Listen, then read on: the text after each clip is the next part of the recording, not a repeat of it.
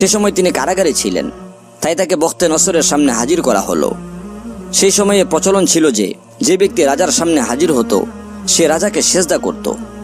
কিন্তু হযরতে দানিয়েল আলাইহিস সালাতু ওয়াস সালাম বখতে নসরের সামনে তো আসেন, কিন্তু তিনি রাজাকে সেজদা করতে অস্বীকার করেন এবং বলেন যে আল্লাহ তাবারাক ওয়া তাআলা ছাড়া কাউকে সিজদা করা জায়েজ নয়।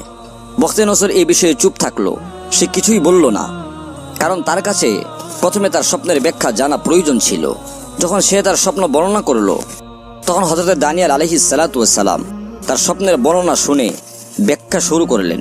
তিনি বললেন যে এই মূর্তির মধ্যে তুমি যে সোনার মস্তক দেখেছ তা তুমি নিজেই ছিলে, এবং তোমার পরে আরেকটি সাম্রাজ্য গড়ে উঠবে যা তোমার থেকে ছোট হবে, এবং তারপরে তামার আরেকটি রাজ্য যা সমস্ত পৃথিবীর উপর রাজত্ব করবে, এবং চতুর্থ সাম্রাজ্য লোহার মতো শক্তিশালী হবে।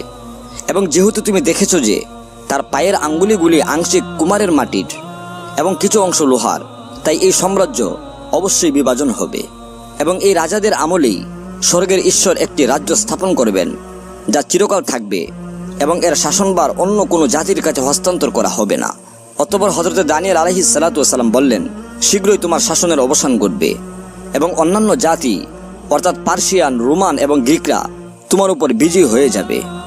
হযরত দানিয়েল আলাইহিস সালাতু ওয়াস সালামের বুদ্ধিমত্তা দেখে বাদশাহ বখতে নসর তাকে তার রাজ দরবারে চাকরি দিয়ে দেন। রাজা তার প্রজ্ঞা ও বুদ্ধিমত্তা দেখে মুগ্ধ হন।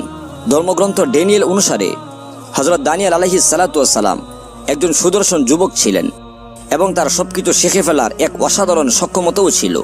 বুদ্ধি ও প্রজ্ঞার কারণে তিনি রাজার দরবারে স্থান পান। আর যখনই বাদশাহ বখতে নসর কোনো প্রশ্ন করতেন, হযরত দানিয়েল আলাইহিস সালাতু ওয়াস সালাম পুরোহিত ও দরবারীদের চেয়ে উত্তম ও দালিলিক জবাব দিতেন।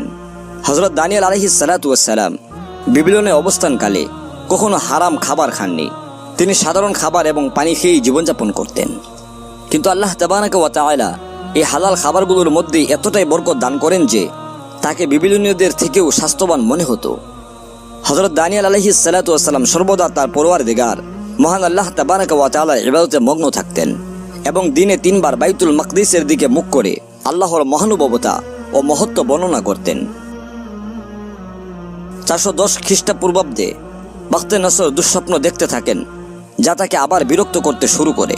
তাই হযরতে দানিয়েল আলাইহিস সালাতু ওয়াস সালাম তাকে বললেন যে তখনই তোমার শাসন নিরাপদ হতে পারে যখন তুমি আল্লাহর শাসন মেনে নিবে। এই অবস্থা এড়াতে হযরতে দানিয়েল আলাইহিস সালাতু ওয়াস সালাম তাকে গরিব চাকরদের জন্য তার ধনভাণ্ডার খুলে দেওয়ার পরামর্শ দেন। তিনি বলেন, ক্ষুধার্ত ও অসহায়দের সাহায্য করো, তাহলে হয়তো আল্লাহ পাক তোমার প্রতি দয়া করবেন। তাই